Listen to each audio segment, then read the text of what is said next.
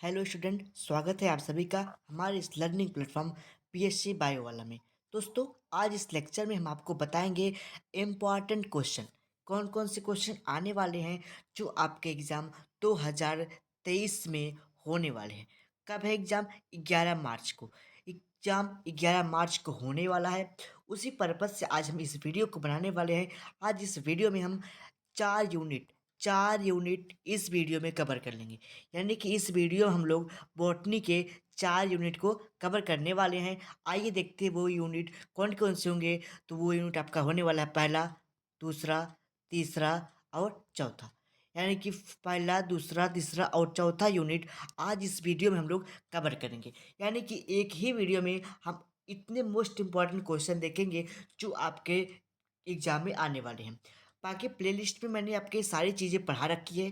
Playlist पे मैंने sequence से यूनिट 1 की सारी टॉपिक, सेकंड की सारी topic, third, fourth, fifth, six, seven, eight यानी कि 8 यूनिट की सेपरेट क्लासेस लेके आपके सिलेबस को कंप्लीट कर दिया है।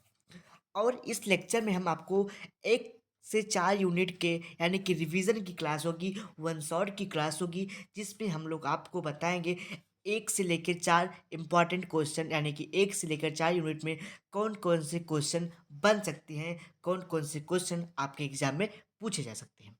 दोस्तों, आपको पता नहीं होगा, जब हम ये वीडियो रिकॉर्ड कर रहे हैं ये रात के लगभग, आपको देख रहा होगा, रात के लगभग 11:25 हो रहा है। कितना?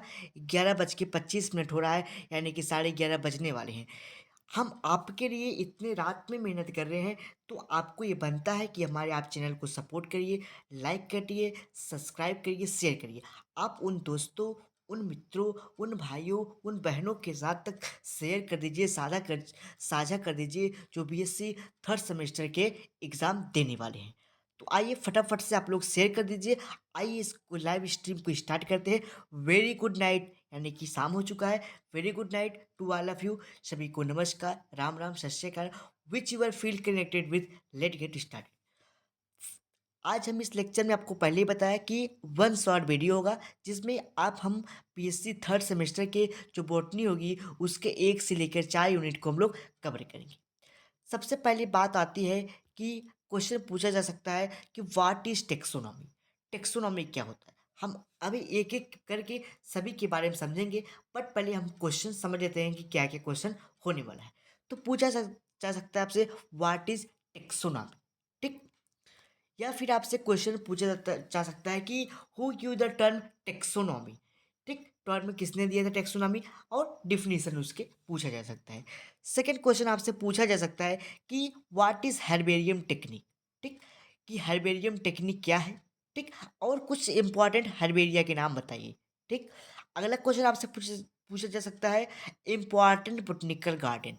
कुछ इंपॉर्टेंट बोटनिकल गार्डन के बारे में आपसे पूछा जा सकता है। उसके बाद आपसे टाइपिफिकेशन के बारे में पूछा जा सकता है, जैसे आइसोटाइप, सिनटाइप, होलोटाइप, ये सब जो टाइपिफिकेशन है ये सब आपसे पूछे जा सकते हैं। अगला आपसे पूछा जा सकता है टेक्सोनॉमिक एविडेंसेस। टेक्सोनॉमिक एविडेंसेस क्या है? ठीक, टेक्सोनॉमी से हमें क्या प्रमाण मिलता है, इसके बारे में आपसे पूछा जा सकता है क्वेश्चन में आपके। अगला क्वेश्चन आपसे ये पूछा जा सकता है right the principle and rule of ICBN. यानी कि जो आपका आईसीबीएन है, यानी कि बाइनोमियल नॉमेनक्लेचर, ठीक, बॉटनिकल नॉमेनक्लेचर जिसको बोलते हैं हम लोग, उसके प्रिंसिपल्स और रूल किसके बेस पे? आईसीबीएन के बेस पे उसके रूल्स को बताते हुए आपको बॉटनिकल नॉमेनक्लेचर को भी बताना होगा। यानी कि आपको यहाँ पे बाइनोमियल नॉमेनक्लेचर के बारे में बताना होगा। उसके बाद आपसे पूछा जा सकता है व्हाट इज सिमेट्री। सिमेट्री क्या है? सिमेट्री कितने प्रकार के होते हैं? तो सिमेट्री 2 टाइप के होते हैं, एक्टिनोमॉर्फिक और जाइगोमॉर्फिक। आपसे प्रेजेंटेशन के बारे में पूछा जा सकता है, आपसे वेनेशन के बारे में भी पूछा जा सकता है, और आपसे जाइगोमॉर्फिक के बारे में पूछा तो जा ही सकता है। कुछ टॉपिक्स और हैं, जैसे लीफ वेनेशन क्या होता है। ठीक। उसके बाद आपसे पूछा जा सकता है कि जो आपके टेक्सोनॉमी के एविडेंसेस होते हैं उसके उसके प्रमाण कहाँ से मिलते हैं, ये सब चीज़ें।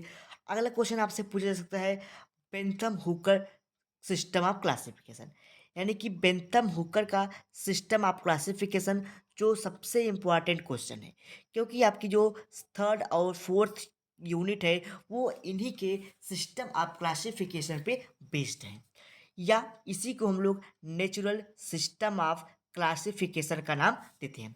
यानी कि बेंथम और ह्यूकर के सिस्टम क्लासिफिकेशन को हम लोग नेचुरल सिस्टम ऑफ क्लासिफिकेशन का भी नाम देते हैं।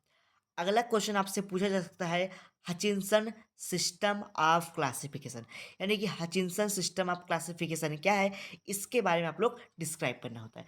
क्वेश्चन ऐसे ही पूछा जा सकता है, describe the Hutchinson system of classification in deeply, ठीक।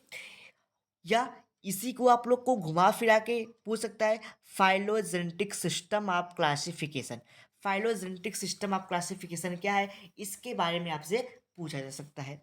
एक क्वेश्चन आपसे पूछा जा सकता है कि आर्टिफिशियल सिस्टम ऑफ क्लासिफिकेशन क्या है, ठीक। यानी कि आर्टिफिशियल, पेंथम हुकर और हचिंसन सिस्टम ऑफ क्लासिफिकेशन को आपसे पूछा जा सकता है। अभी हम एक एक करके सभी चीज़ों के बारे में समझेंगे। फिर आपसे कुछ फैमिलीज के बारे में पूछा जा सकता है, जैसे मालवेसी फैमिली। मालवेसी फैमिली क्या होती है, इसके बारे में पूछा जा सकता है। Ranunculaceae family, Fabaceae family, Cucurbitaceae family, Asteraceae family, Asclepiadaceae family, Solanaceae family, Euphorbiaceae family, Euphorbiaceae family, Araceae family, Liliaceae family और पोएसी फैमिली। यानी कि लगभग आपको इसी फैमिली में से क्वेश्चन देखने को मिलेंगे। कौन कौन सी फैमिली होने वाली है आपकी, सबसे मस्ट आपकी फैमिली है Poaceae family, Liliaceae family, Solanaceae family, Araceae family और कुकुरबिटेसी फैमिली, मालवेसी फैमिली। इन सारे फैमिली से आपको क्वेश्चन देखने को मिलेंगे, आपके एग्जाम में क्वेश्चन देखने को अवश्य मिलेंगे। आप इन सारे फैमिली को, यानी कि जो भी आपके 9-10 फैमिली दिखाई गई है, आप इस फैमिली को अच्छे से याद करके और समझ के जाइएगा एग्जाम में, ठीक। और जब भी आप कोई फैमिली के बारे में डिस्क्राइब करिएगा तो कैसे कैसे फैमिली के बारे में लिखा जाता है, उन चीज़ों को भी हम बताएंगे। जैसे मान लीजिए कोई फैमिली आप लिख रहे हैं, ठीक। कोई फैमिली लिख रहे हैं, सपोज करिए कि आप मालवेसी फैमिली लिख रहे हैं, तो पहले आप मालवेसी फैमिली का सिस्टमेटिक पोजीशन लिखेंगे राइट कॉर्नर पे, ठीक। उसके बाद आप उसका वेजिटेटिव क्या लिखेंगे, वेजिटेटिव स्ट्रक्चर लिखेंगे। फिर वेजिटेटिव में आप लोग क्या करेंगे, ठीक। मान लीजिए आपने वेजिटेटिव स्ट्रक्चर लिखा, इसमें आप रूट के बारे में, स्टेम के बारे में, लीफ के बारे में, ठीक। रूट स्टेम लीफ के बारे में लिखेंगे। और सबसे पहले रूट के ऊपर आप लिखेंगे हैबिट के बारे में, हैबिट, रूट, स्टेम, लीफ। अब जब ये पार्ट खत्म होता है, उसके बाद आप रिप्रोडक्टिव पार्ट स्टार्ट करेंगे। कौन से part, reproductive part. Reproductive part में आप क्या क्या लिखेंगे, रिप्रोडक्टिव पार्ट में आप लोग लिखेंगे अपने कैलिक्स के बारे में, कोरोला के बारे में, एंड्रोसियम के बारे में, काइनेशियम के बारे में, ठीक। उससे पहले जब आप इसको हम लोग दो पार्ट में कन्वर्ट करते हैं, रिप्रोडक्टिव पार्ट को, यानी कि वेजिटेटिव पार्ट होता है, रिप्रोडक्टिव पार्ट को हम लोग फ्लोरल डिस्क्रिप्शन का नाम देते हैं। किसका नाम देते हैं, फ्लोरल डिस्क्रिप्शन का, ठीक। फ्लोरल डिस्क्रिप्शन का नाम देते हैं, जिसमें हम लोग कैलिक्स, क्रोला, एंड्रोसियम और काइनेसियम की बातें करते हैं, ठीक। या फिर आप इन सब बातों को क्या कर सकते हैं कि जब फ्लोर डिस्क्रिप्शन लिखेंगे, पहले आप उसमें इनफ्लोरेंस लिखेंगे। क्या लिखेंगे, इनफ्लोरेंसेस लिखेंगे। फिर फ्लावर के बारे में, कैलिक्स के बारे में, कोरोला के बारे में, एंडोसियम के बारे में और काइनेसियम के बारे में, ठीक। उसके बाद अगर मेल पार्ट फीमेल पार्ट अलग है तो मेल पार्ट या फीमेल पार्ट की हेडिंग डायरेक्ट लिख देंगे। उसके बाद आप लोग फ्लोरल फार्मूला लिखेंगे। क्या लिखेंगे, फ्लोरल फार्मूला लिखेंगे। फ्लोरल फार्मूला के बाद आप लोग फ्लोरल डायग्राम लिखेंगे। फ्लोरल डायग्राम के बाद आप लोग लिखेंगे इकोनॉमिक इम्पोर्टेंट, इकोनॉमिक इम्पोर्टेंट के बारे में वहाँ पे आप लोग लिखेंगे। इतनी चीज़ें हर फैमिली में लिखनी होगी। अगर आपसे कोई भी फैमिली पूछ दिया जाता है तो आप इतनी चीज़ें अवश्य ही लिखेंगे। ठीक, क्या क्या लिखेंगे एक बार फिर समझ लीजिए आप। पहले आप लोग लिखेंगे राइट कॉर्नर पे आपको लिखना होगा क्या, सिस्टमेटिक पोजीशन। अगर याद है तो आप सिस्टमेटिक पोजीशन लिख देंगे, अगर नहीं याद है तो कोई बात नहीं।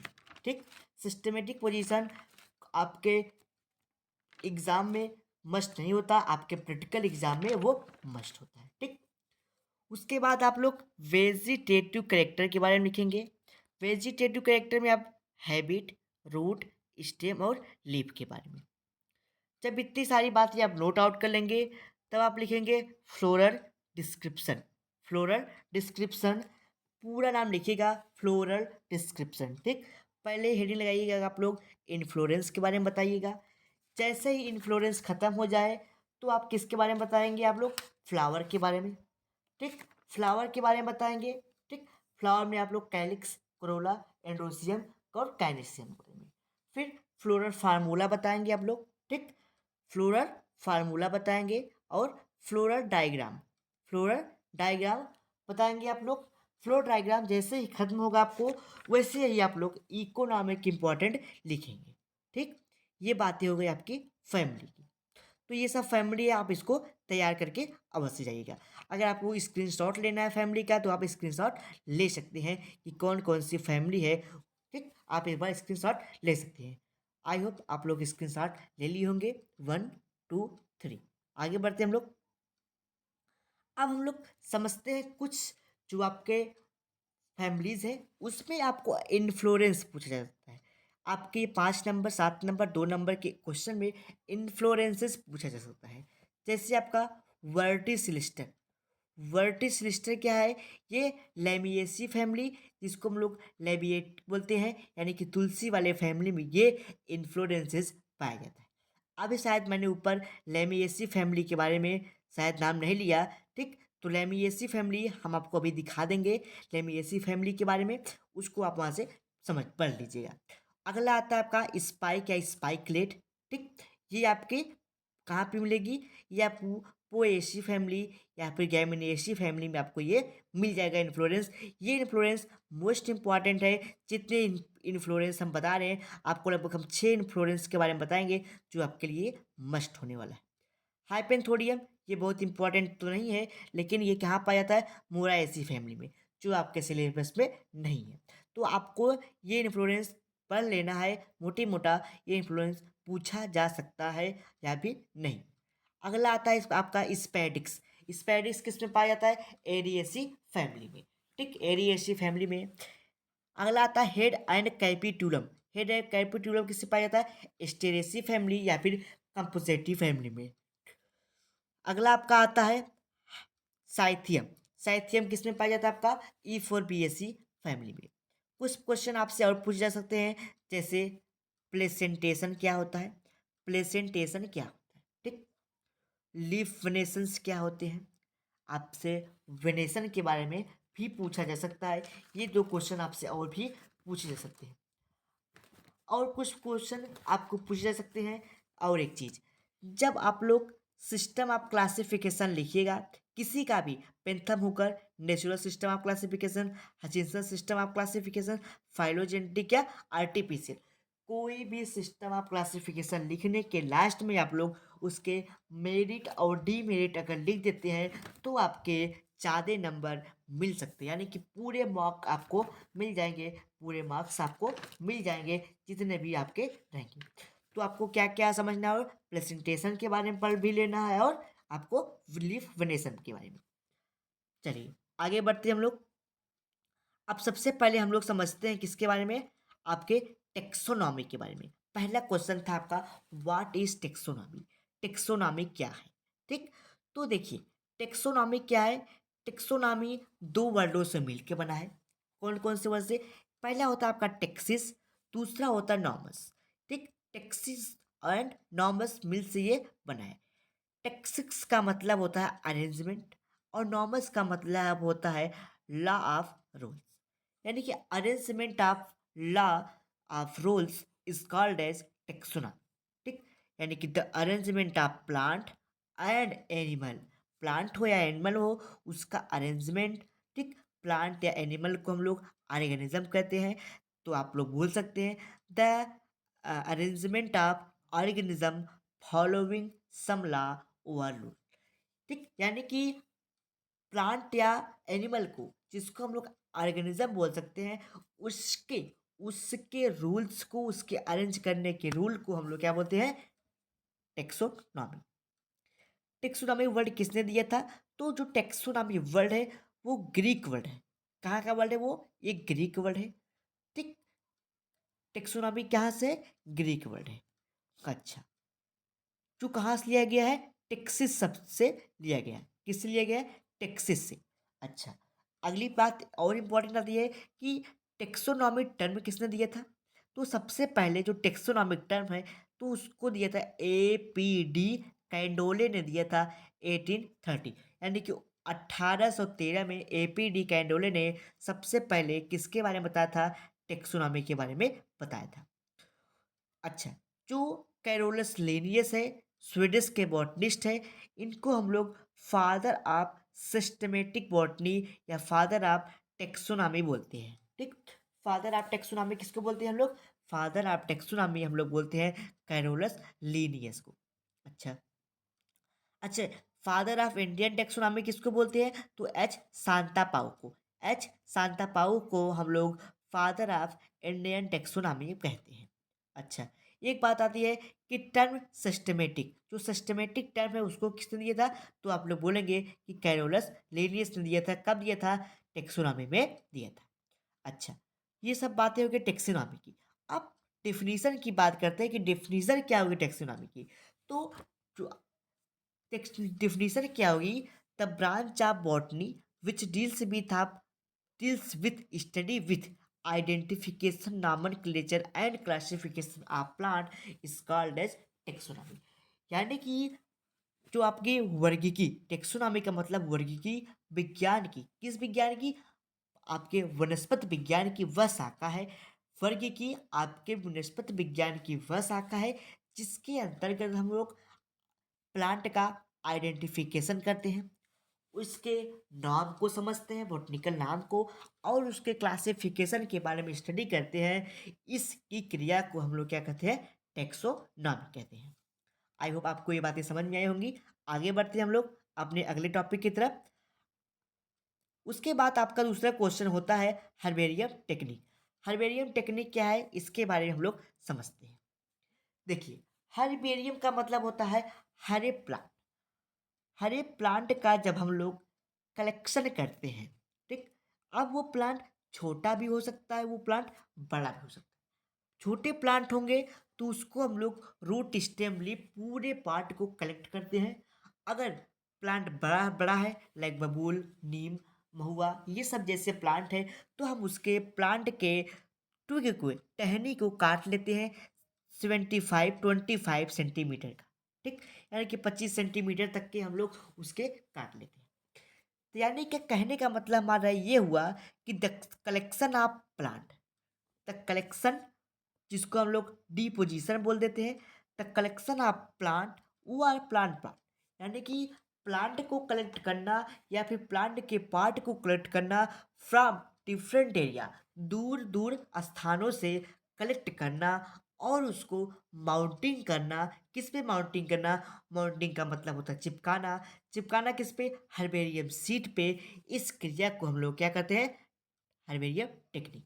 यानी कि हम लोग कहीं गए, वहाँ से प्लांट को कलेक्ट किए, किसी वहाँ से प्लांट को ले आए, किसी भी माध्यम से ले आए, कैसे ले आए वो कंडीशन पे डिपेंड करती है, बट हम कलेक्ट करके लाए। ठीक, अब उसको सुखवाएं। ठीक, माउंटिंग मतलब उसको सुखवाएं, उसके बाद उसको हर्बेरियम सीट पर रखें और उसको एक सुरक्षित शेप पे बनाए रखें, यानी कि हर्बेरियम टेक्निक यही प्रोसेस होती है। अच्छा, आगे बढ़ते हैं। In this process, the plant or plant are collected from far and far places। यानी कि इस प्रोसेस में क्या होता है कि हम लोग प्लांट को डिफरेंट, बहुत दूर दूर से लेके आते हैं। जैसे इंडिया के फॉरेन कंट्री से, अमेरिका से लाया गया, फ्रांस से लाया गया, ब्रिटिश से लाया गया, कुछ प्लांट को लाया गया। ठीक, तो दूर दूर प्लेस हुआ ना, उसको वहाँ से लाना, फिर उसको प्रेस करना, यानी कि सुखाना, माउंटिंग करना। ठीक, और उसको सीट पे चिपकाना, उसका नॉमेनक्लेचर करना, उसका क्लासिफिकेशन लिखना, ठीक? उसका जो है कि आइडेंटिफिकेशन बताना, ये सब क्या है आपका है? ये सब आपके है टेक्सोनॉमी के प्रोसेस। आगे बढ़ते हैं, सॉरी, ये आपके है आपके हर्बेरियम टेक्निक के प्रोसेस। आगे बढ़ते हैं हम लोग इक्विपमेंट समझते हैं कि कौन कौन सी चीज़ें होती हैं जो हर्बेरियम टेक्निक में इस्तेमाल की जाती है। तो बहुत सारी चीज़ें हैं जो हर्बेरियम टेक्निक में यूज की जाती हैं। जैसे आप कहीं प्लांट को कलेक्ट करने गए, ठीक? प्लांट को कलेक्ट करने गए, अब आपको जानना है इस प्लांट के बारे में, कोई बताया, कोई व्यक्ति बताया कि ये फला प्लांट है, इसका ये नाम है, इसका ये यूज है, तो आप लोग केवल माइंड में रखेंगे, कुछ टाइम बाद उसको भूल जाएंगे। तो लोग क्या करते हैं, अपने साथ एक नोटबुक ले जाते हैं जिस पे सारी चीज़ों को नोट आउट कर लेते हैं। डिगर ले जाते हैं प्लांट को, अगर छोटा प्लांट उसको खोद के लेके जाएंगे, खोद ले जाएंगे। अगर बड़ा प्लांट है तो उसको स्कैनर यानी कि स्केटर के द्वारा उसके काट के या फिर सीजर के माध्यम से उसको काट ले आएंगे। एक हम लोग वैस्कुलम या फिर पॉलीथीन बैग ले जाएंगे जिसमें हम लोग अपने प्लांट को रख के ले आएंगे। फिर प्लांट को प्रेस करेंगे, सुखाएंगे। और अगर बहुत छोटा प्लांट है तो हम उसको लेंस के माध्यम से देख भी सकते हैं। अगला process of herbarium technique. Herbarium technique का क्या प्रोसेस है? तो कलेक्शन ऑफ प्लांट स्पीसीज, यानी कि प्लांट के स्पीसीज को कलेक्ट करना, ठीक? इसमें क्या होता है, गैदरिंग मतलब होता है कलेक्ट करना, ठीक? इसमें क्या होता है कि डिफरेंट प्लेस से जब हम प्लांट स्पीसीज को कलेक्ट करते हैं, ठीक? कलेक्ट करने की क्रिया को, इकट्ठा करने की क्रिया को हम लोग क्या कहते हैं? Collection of plant. During collection of some part specific following get you point, यानी कि जब भी हम आप प्लांट को, आप या हम जब भी प्लांट को कलेक्शन करने जाएंगे तो कुछ बातों को अपने माइंड में फिट करके जाएंगे। कौन कौन सी बातें हैं, आइए समझते हैं। पहली पॉइंट है आपकी, the plant specimen should be either in flowering and fruiting plant in condition or both in condition. जब भी हम किसी प्लांट का, ठीक, हर्बेरियम सीड पे रखने के लिए किसी भी प्लांट को लेके आएंगे तो उसमें हम ये कंडीशन जरूर लागू करेंगे, क्या वह प्लांट फ्लावर है, क्या उस प्लांट में फ्लावर है कि नहीं। अगर प्लांट में फ्लावर है तभी हम उस प्लांट को ले आएंगे, ठीक? या फिर उस प्लांट में फ्रूट है कि नहीं, अगर फ्रूट है तब उस प्लांट को हम लोग लाएंगे। फ्रूट या फल दोनों है तब भी हम उस प्लांट को ला सकते हैं। यानी कि without fruiting and flowering plant not important in our herbarium technique और हर्बेरियम सीट, यानी कि आपके हर्बेरियम सीट पे, आपके हर्बेरियम टेक्निक पे अगर इतनी बातें नहीं है तो वो आपका बनाना कोई भी मायने नहीं रखता। अगला आपका आता है herbarium plant, sorry herbaceous plant should be collected with underground, ठीक? अगर आपके हरा प्लांट है और छोटा प्लांट है तो उसको हम जड़ से खोद के लाएंगे, यानी कि जड़ सहित उसको अपने अपने सीट पे कलेक्ट करके रखेंगे। अगला आपका आता है, अगर in case of woody plant, अगर आपका वुडी प्लांट है, बड़ा प्लांट है, लकड़ी वाला प्लांट है, तो हम 25 सेंटीमीटर का उसके ट्विग को काट लेंगे। कितना काटेंगे? 25 सेंटीमीटर। अगला है आपका, लगभग हम 25 सेंटीमीटर का 3 से 4 प्लांट पार्ट को काटेंगे, ठीक? अगला, each specimen should be number as it collected and details note should be written in the field book. और जो भी बातें हमने वहाँ से जानी, उसके बॉटनिकल नेम को, उसके कॉमन नेम को, उसके यूज को, ठीक, उसके इकोनॉमिक इम्पोर्टेंस जिसको बोलते हैं, वो सब बातें अपने हम नोटबुक में नोट कर लेंगे कि किस प्रदेश से पाया गया, किस कंट्री से पाया गया, ठीक, किस गांव में था, किसके यहाँ पाया गया, तो हर चीज़ें वहाँ पे नोट आउट कर लिया जाए। अगला आता है आपका प्रेसिंग ऑफ प्लांट। प्लांट को प्रेस करेंगे, ठीक, किसके लिए? ताकि उसमें जो भी वाटर वगैरह है वो सब इसी तो उसे सुखा दिया जाए। ठीक, अगला आपका पॉइंट आएगा ड्राइंग करना। ठीक, ड्राइंग करना, तो ड्राइंग का मतलब ही होता है ब्लॉटिंग पेपर के साथ, इसके साथ हम लोग क्या कर सकते हैं, उसे सुखाते हैं। अगला क्वेश्चन अपना अगला आएगा पॉइंट आपका माउंटिंग। माउंटिंग का मतलब होता है चिपकाना। क्या होता है, चिपकाना। जो हर्बेरियम सीट होती है, आपकी सबसे मस्ट क्वेश्चन ये होता है, यहाँ से आपसे पूछा जा सकता है कि हर्बेरियम सीट की साइज़ कितनी होती है। तो आपका स्टैंडर्ड साइज 28.75 यानी कि 28.75 सेंटीमीटर उसकी क्या होती है, चौड़ाई होती है, विड्थ होती है। उसकी लंबाई कितनी होती है, 41.25 लॉन्ग होता है। यानी कि उस पे हम लोग अपने स्पेसिमेन को, अपने प्लांट को, अपने कलेक्टेड हुए प्लांट को वहाँ पे चिपकाएंगे। उसके बाद उस पर लेबलिंग करेंगे कि प्लांट किस कंट्री से पाया गया, किस देश का है, उसकी फैमिली का क्या नाम है। ठीक, यानी कि प्लांट की फैमिली का, ठीक, प्लांट की फैमिली का क्या नाम है। उसके बाद उसका बॉटनिकल नेम क्या है, किस डेट को मैंने कलेक्ट किया, कौन कलेक्ट किया, उसका नाम, उसका लोकल नेम, उसका लोकल यूज। इतने बातें हम अपने हर्बेरियम सीट पर रखेंगे। ठीक, लेबलिंग के समय। अगला आप होता है कि उसको स्टोर कहाँ करेंगे। तो जो रिकॉर्ड फाइल हम बनाएंगे उसको हम लोग रिकॉर्ड रूम में रखेंगे, बट उसको सेफ रखना ही क्या रहता है, स्टोरिंग करता है। यानी कि उसको रखना एक स्पेसिफिक प्लेस पे जहाँ पे वो सेफ रहे। वही प्रक्रिया क्या होती है, स्टोरिंग ऑफ द सीड। अब उसका केयर हमको करना होगा, केयरिंग ऑफ सीड। ठीक, केयरिंग ऑफ हर्बेरियम। तो जो हमारे हर्बेरियम प्लांट होंगे वो आप परमानेंट के लिए रखा जाएगा। ठीक, उसका हम लोग प्रॉपर केयर करना होगा। ठीक, केयरिंग के लिए हम लोग क्या करेंगे, HgCl2 या फिर C2H5OH, DDT, CpCl। ठीक, इन सब चीज़ों का हम लोग उस पर छिड़काव करके रखते हैं ताकि उस पर इंसेक्ट बैक्टीरिया वगैरह आके उस पर कोई काम न करे। अब कुछ पर हर्बेरियम यानी कि हर्बेरिया है ऑफ इंडिया। बहुत सारे हर्बेरिया आपके इंपॉर्टेंट हर्बेरिया है इंडिया के, जैसे आपके क्या है, पहला आपका है herbarium of Indian botanical garden, जो कहाँ पे है, कोलकाता में। ये सबसे लार्जेस्ट बोटनिकल गार्डन है, जिसमें लगभग 1 मिलियन, जिसको हम लोग 10 लाख बोलते हैं, 10 लाख प्लांट प्रेजेंट है। दूसरा है आपका herbarium of national botanical garden research institute, जहाँ पे आपका NBRI। यह भी क्या आपका है, हर्बेरिया है, जो कहाँ पे है, लखनऊ में है। तीसरा नंबर पे आता है herbarium of forest department of Assam. ठीक, अगला है आपका herbarium of forest research institute of Dehradun.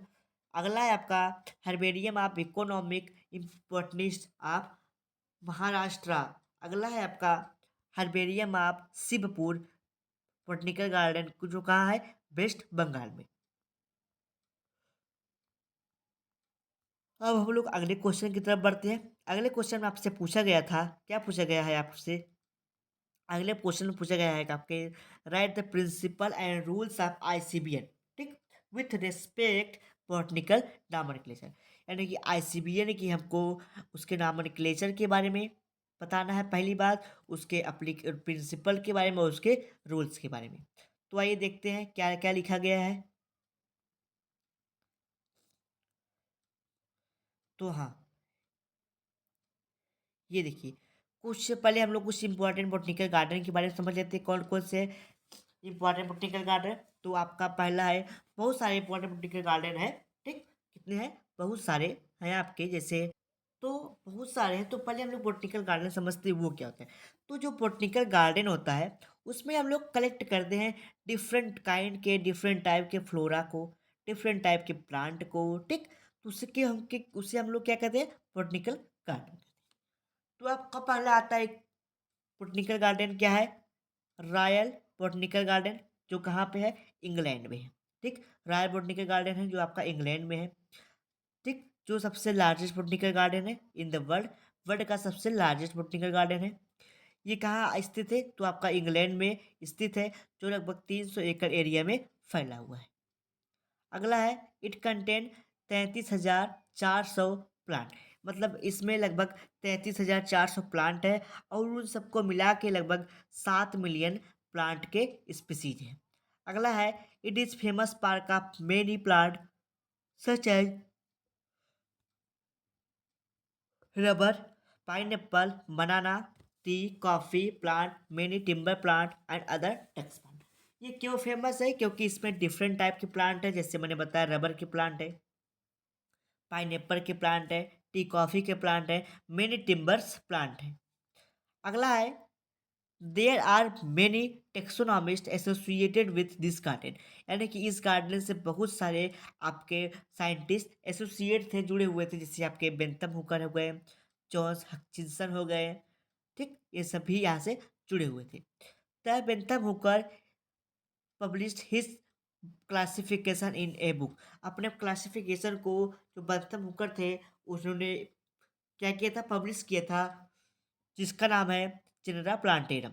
और जॉन हिकिंसन ने भी अपने एक बुक दी थी जिसका नाम था फैमिली ऑफ फ्लावरिंग प्लांट, जो इन्होंने 2 वॉल्यूम में दिया था, और जबकि जो बेंथम हुकर ने उन्होंने 3 वॉल्यूम में दिया था। अगला है आपका Indian botanical garden, Shivpur, Howrah, Kolkata. यह इंडिया का सबसे लार्जेस्ट बोटनिकल गार्डन है, ठीक। इसको हम लोग आचार्य चंद्र बोस आचार्य जगदीश चंद्र बोस बोटनिकल गार्डन के नाम से भी जानते हैं।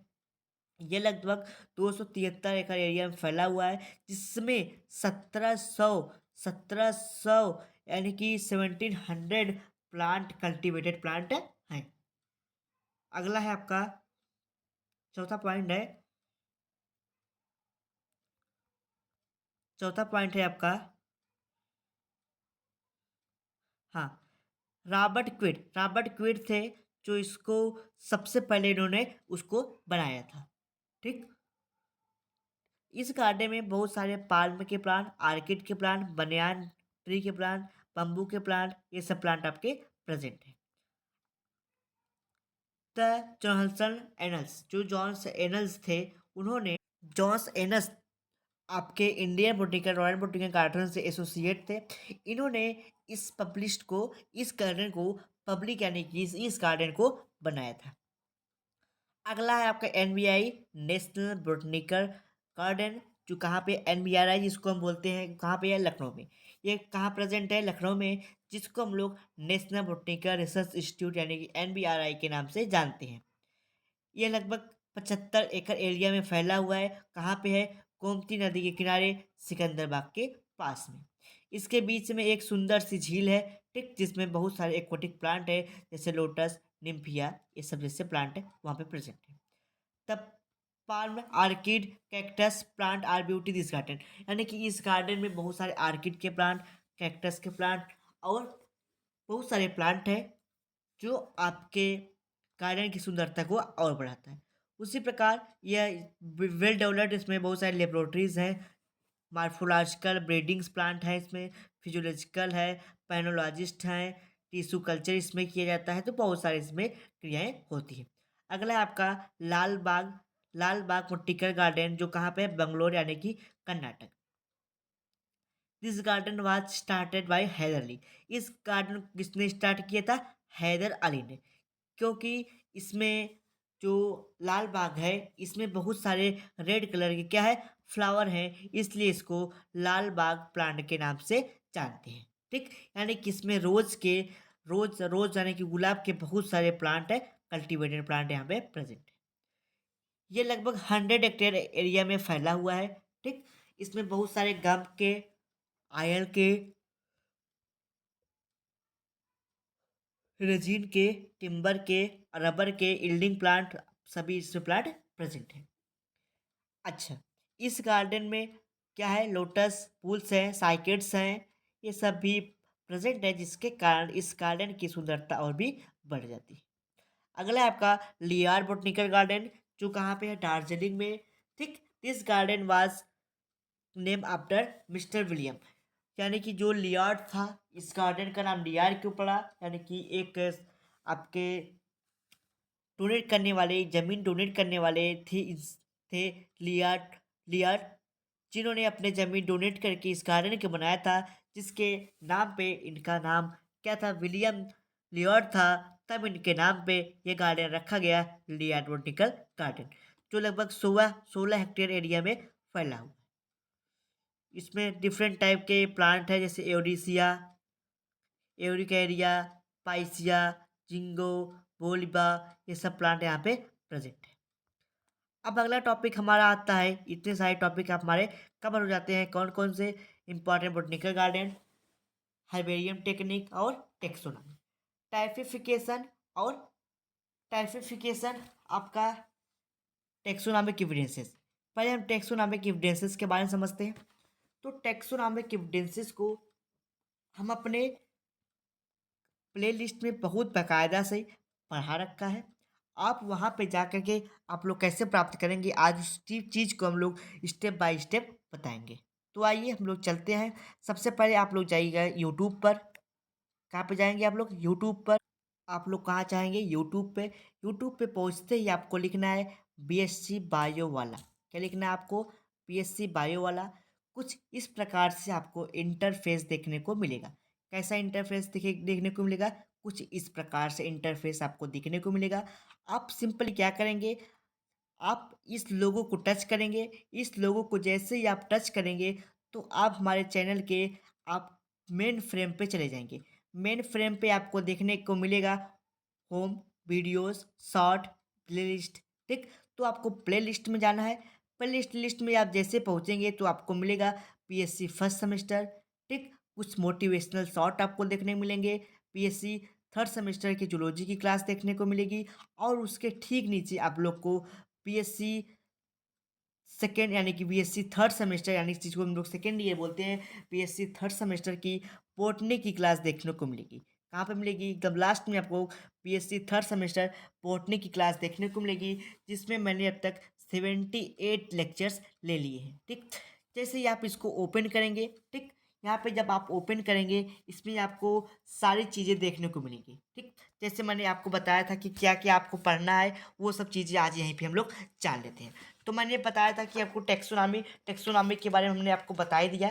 ठीक, टेक्सोनॉमी के बाद मेरा हमारा एक टॉपिक था जिसका नाम था क्या था, हर्बेरियम टेक्निक, जिसको भी मैंने बता दिया, और बोटनिकल गार्डनर के बारे में बता दिया। उसके बाद आपका बचता क्या, टेक्सोनॉमिक एविडेंसेस। टेक्सोनॉमिक एविडेंसेस की तरफ चलते हैं हम लोग, देखते हैं कि टेक्सोनॉमिक एविडेंसेस है कहाँ। तो आप हमारे प्लेलिस्ट में जैसे पहुंचेंगे तो आपको लेक्चर नंबर 37, जब आप लेक्चर 37 पे मिल जाएंगे, जहाँ पे मैंने टेक्सोनॉमी के बारे में कंप्लीट जानकारी दी है, जो लगभग 1 घंटे 1 घंटे 26 मिनट 59 सेकेंड की वीडियो है। लगभग आपके 1 घंटे 27 मिनट की ये वीडियो है, जिसपे मैंने आपको कंप्लीट टेक्सोनॉमिक एविडेंसेस के बारे में बताया है। और अगला क्वेश्चन आपका आता है क्या, बायनोमियल नोमेनक्लेचर के बेस पे आपको क्या बताता है, आईसीबीएन के प्रिंसिपल के बारे में बताना है। तो आइए आईसीबीएन के प्रिंसिपल को हम लोग देखते हैं कि वो कहाँ पे है। तो हमारा आईसीबीएन का प्रिंसिपल आपको देखने को मिल जाएगा यहाँ पे। ठीक, देखिए हमने आपको यहाँ पे अभी जो हर्बेरियम टेक्निक के बारे में बताया था, तो वो भी क्लासेस मैंने यहाँ पे ले ली हैं हर्बेरियम टेक्निक के। फिर बायनोमियल नोमेनक्लेचर किसके बेस पे दिया था हमने, आईसीबीएन। आईसीबीएन के बेस पे हमने बायनोमियल नोमेनक्लेचर के बारे में बताया था। अगला आपका आएगा क्या, सिमेट्री के बारे में। अभी हम आपको सिमेट्री के बारे में बता देंगे। ठीक, और टाइपिफिकेशन, होलोटाइप, ये सब चीज़ें आपको कहाँ पे मिल जाएंगी, तो ये सब चीज़ें आपके यहाँ पे मिल जाएगी। किस में मिलेगी, रिप्रोडक्टिव पार्ट में। ये सब जो लेक्चर 3 लेक्चर हैं, इसी में आपको टाइपिफिकेशन और टेक्सोनॉमी, सिमेट्री, ये सब चीज़ें वहाँ पे मिल जाएगी। ठीक, अगला आपको क्या पढ़ना होगा, पेंटम हुकर का सिस्टम ऑफ क्लासिफिकेशन पढ़ना है। ठीक, जिसको हम लोग नेचुरल सिस्टम ऑफ क्लासिफिकेशन के नाम से भी जानते हैं। हचिंसन का सिस्टम ऑफ क्लासिफिकेशन पढ़ना है, जिसको हम लोग फाइलोजेनेटिक के नाम से जानते हैं। ठीक, उसके बाद आपको आर्टिफिशियल सिस्टम ऑफ क्लासिफिकेशन के बारे में पढ़ना है। ठीक, और एक बात, अगर आप लोग इन सारे टॉपिक को एक साथ कवर करना चाहते हैं तो आप हमारे प्लेलिस्ट के नीचे क्लास पे जाइएगा। नीचे जाइएगा, कहाँ पे, जैसे ही टेक्सोनॉमिक एविडेंसेस खत्म होता है, ठीक उसके ऊपर एक क्लास है आपका, कंपैरिजन बिटवीन पेंथम, हुकर, हचिंसन और इंगलर प्लांटर सिस्टम ऑफ क्लासिफिकेशन। यानी कि इस 35 मिनट के वीडियो में मैंने कंपेरिजन यानी कि पेंथम, हुकर, हचिंसन और इंगलर प्लांटर तीनों के सिस्टमेटिक यानी कि तीनों के क्लासिफिकेशन के बारे में बताया है। अगला क्या है, आपको कुछ फैमिलीज के बारे में पढ़ना था। जैसे आपके कौन सी फैमिली है, मालवेसी फैमिली। ठीक, तो आइए कौन कौन सी फैमिली इंपॉर्टेंट है आप लोग फटाफट से देख लीजिए। तो आपका पहला है मालवेसी फैमिली। कौन सी फैमिली है आपकी, मालवेसी फैमिली। ठीक, पहला आपका। उसके बाद मालवेसी के बाद रेनन कुलेसी फैमिली है। ये दोनों आपके बहुत ही इंपॉर्टेंट फैमिली है। तीसरा आता है आपका फेबेसी फैमिली। ठीक, फेबेसी फैमिली आपका यहाँ 15वें लेक्चर पे रहा, फेबेसी फैमिली। उसके बाद आपका आता है कुकुरबिटेसी फैमिली, ये वाली फैमिली जिसमें मैंने आपको लगभग 11 फैमिली बताई है। तो कुकुरबिटेसी भी फैमिली उसमें है। तो ये 16वें नंबर लेक्चर पे प्रेजेंट है। अगला है आपका स्टेरेसी फैमिली। स्टेरेसी फैमिली आपकी यहाँ पे रही 18वें लेक्चर पे। 18वें लेक्चर पे मैंने स्टेरेसी फैमिली के बारे में कंप्लीट बातें बताई हैं। उसके बाद आपका आ जाता है स्क्लेपियाडिएसी। तो स्क्लेपियाडिएसी आपकी यहाँ पे रही यानी कि 21वें वाले लेक्चर पे। तो ये फैमिली आपके लिए बहुत ही मस्ट है। फिर आपका ये आ जाएगा सोलिनेसी फैमिली, जो भी आपके इम्पोर्टेंट यानी कि ये भी आपके एग्जाम के पॉइंट ऑफ व्यू से काफ़ी इम्पोर्टेंट है। अगला है आपका, अगला जो है मैंने जो अभी पेज दिया था जिस पे मैंने बताया था, तो अगला है सोलनेसी के बाद आपका आ जाएगा क्या, E4BAC। ठीक, सोलनेसी के बाद आपका आ जाएगा E4BAC। तो आइए E4BAC को देखते हैं। E4BAC क्या है, तो आपको 27 नंबर लेक्चर पे E4BAC फैमिली मिल जाएगी, जो आपके एग्जाम के पॉइंट ऑफ व्यू से मस्ट होने वाली है। अगला आपका एरिएसी फैमिली। एरिएसी फैमिली आपको 28 लेक्चर पे मिल जाएगा, एरिएसी फैमिली। आप यहाँ से अपने इस क्वेश्चन को देख लीजिएगा और अपने डाउट को वहाँ से पूछ लीजिएगा। अगला आपका आएगा लिलियसी फैमिली। लिलियसी फैमिली आपका 29 नंबर लेक्चर पे मिल जाएगा। ठीक, और लास्ट में हो जाएगा आपका पोएसी फैमिली, जो आपके 30 नंबर लेक्चर पे हो जाएगा। इस प्रकार से आपके सारे डाउट, सारे क्वेश्चन कंप्लीट और 1 से लेकर 4 तक के यूनिट के आपके भी जो भी क्वेश्चन थे वो भी कंप्लीट रहते हैं। अब हम सारे जितने भी मैंने बताया था, चाहे सारी फैमिली, चाहे वो आपके क्या हो, मालवेसी फैमिली हो, चाहे आपके रेनकुलेसी फैमिली हो, फेबेसी हो, कुकुरबिटेसी हो, एस्टेरेसी हो, स्क्लेपियाडिएसी हो, सोलिनेसी हो, इफोरबिएसी हो, एरिएसी हो, लिलिएसी हो, या फिर आपका पोएसी फैमिली हो, सभी का हम अपने डिस्क्रिप्शन बॉक्स में और कमेंट बॉक्स में लिंक देने का प्रयास करेंगे। उसके बाद मैंने बताया था कि कुछ वर्टिस लिस्ट यानी कि बहुत सारे क्या थे, आपके प्रेजेंटेशन थे। ठीक, तो ये सब चीज़ें मैंने यहाँ पे इस लेक्चर में प्रेजेंटेशन वाली चीज़ें, इस इंट्रोडक्शन की क्लास में, कौन सी इंट्रोडक्शन की क्लास में, मैंने इस वाले इंट्रोडक्शन की क्लास में हमने सारी चीज़ें को बता रखी है। ठीक, ये जो रिप्रोडक्टिव का इंट्रोडक्शन है, और ये इंट्रोडक्शन, ये प्रोडक्टिव पार्ट और ये प्रोडक्टिव पार्ट का जो भी ये तीनों 2-3 लेक्चर हैं, इसी में मैंने आपके सारे टॉपिक यानी कि इम्पोर्टेंट टर्म भी बता दिए हैं, जो आपके क्वेश्चन में पूछे जा सकते हैं। ठीक, उसके बाद मैंने बताया था कि verticillaster, spike, spikelet, hypanthodium, spadix, head and capitulum. तो ये सब चीज़ें आपके मैंने बता दिया था कि किस फैमिली मिल जाएगी, तो वो चीज़ें आपको वहाँ से देख लेनी है। तो आइए एक बार अपने हम चल पेज की तरफ। तो यही हमारा क्वेश्चन था, जो हमने बताया था कि यही क्वेश्चन आपके 1 से 4 यूनिट में पूछे जा सकते हैं। तो सभी चीज़ें मैंने अब तक आपको बता दिया कि कौन कहाँ पे है।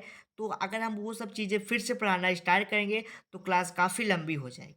क्लास काफ़ी लंबी हो जाएगी। मैंने आपको 78 लेक्चर में से लगभग 10 से 15 क्लासेस बताई हैं। अगर आप उसको देख लेते हैं 10 से 12 क्लासेस को, तो आपका ये जो क्वेश्चन है, सारे आपके क्वेश्चन डाउट वहाँ से आपके खत्म हो जाएंगे। ठीक, चलिए अगर आपके कोई डाउट, कोई क्वेश्चन आप भी रह जाते हैं, तो आप हमारे व्हाट्सअप नंबर जो आपको थंबनेल में दिख रहा होगा उसके माध्यम से, यानी कि 9598308044 पे आप व्हाट्सएप के थ्रू मैसेज करके डाउट, क्वेश्चन, पीडीएफ को आप प्राप्त कर सकते हैं। टेलीग्राम से जुड़ करके पीडीएफ को प्राप्त कर सकते हैं।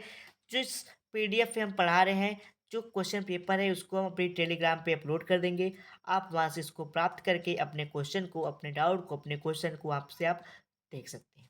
ठीक, इसके दौरान आप इस वीडियो को ज़्यादा से ज़्यादा शेयर करिए, क्योंकि आपके शेयर, आपके लाइक और आपके कमेंट ही हमको मोटिवेट करते हैं वीडियो बनाने के लिए। चलिए मिलते हैं अगले लेक्चर में, एक अच्छे टॉपिक के साथ आएँगे, जिसका नाम होगा, क्या होगा? अगले टॉपिक में हम लोग 5 से लेकर के 8 तक, 5 से लेकर 8 तक के यूनिट के बारे में, इम्पोर्टेंट क्वेश्चन के बारे में जानेंगे, समझेंगे और आपसे साझा करेंगे। चलिए मिलते हैं अगले लेक्चर में।